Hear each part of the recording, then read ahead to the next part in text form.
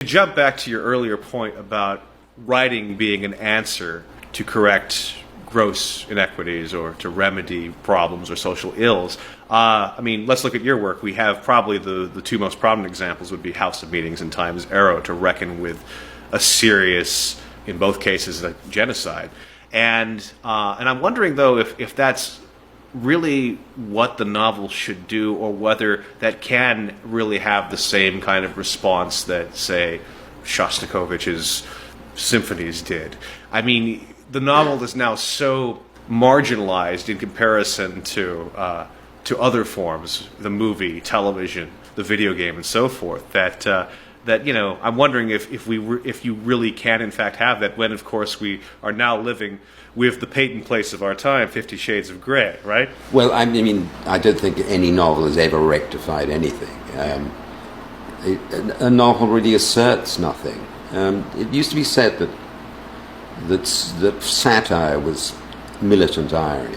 Yeah. That's the distinction, that satire sets out to actually have an effect on society. But it hasn't, has it? I mean, Swift's Modest Proposal was written after the Great Famine. Dickens's attacks on chancery and imprisonment for debt, which his own family suffered from, those abuses were over, more or less, when he wrote Little Dorrit and Bleak House. Yeah. The novel doesn't work like that, and I said education. That's what novels do. Not just on particular subjects like the Gulag or the Holocaust, but a novel tries to expand the perceptual world of the reader, so that anyone who reads your book will, you hope, have a richer response to their everyday surroundings, will see the world a bit through new eyes and sort of alien eyes, and see the strangeness of what is taken for granted and what is in fact ordinary. Ordinary people, I keep saying to myself, are really very strange, and I think that's true of the whole furniture of our lives. Sure. While we're on the subject of mediums, I do have to ask you about something. I'd like to talk about a medium that has a $65 billion global value. A medium that, in fact, was used by President Obama in 2008 to advertise for his presidential campaign for 18 of these.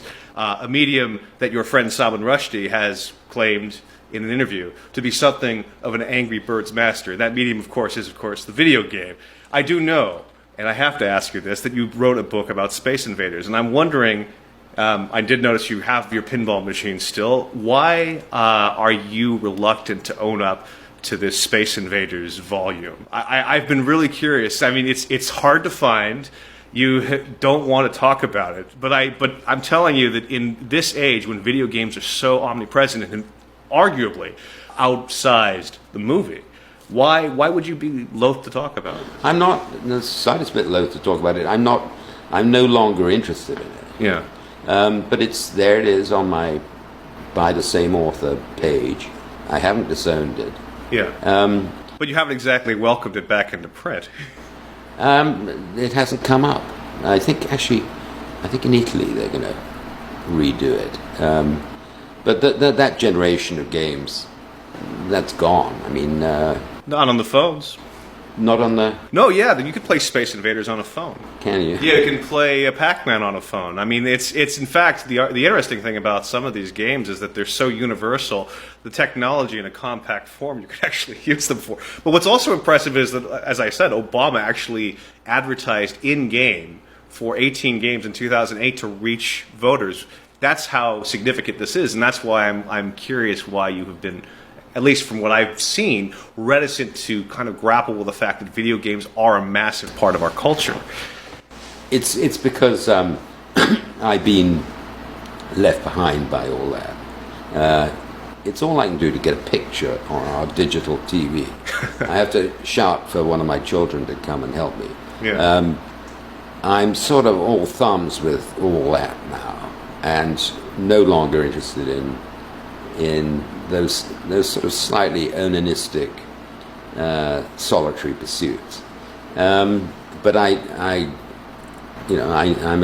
as aware as everyone else is that kind of, and I saw it with all my children, that they went through years of not really wanting to do anything else, and I know how addictive they are. They are very addictive.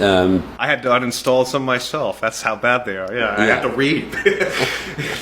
When was the last time you played Space Invaders? Out of curiosity. Not for 25 years, unfortunately. But what seems to be very addictive, my daughters admit to this, is that you do the first level and then you get on to the next level. And that kind of incremental building of skills to get to a new phase of the machine seems to be very deeply wired into us all.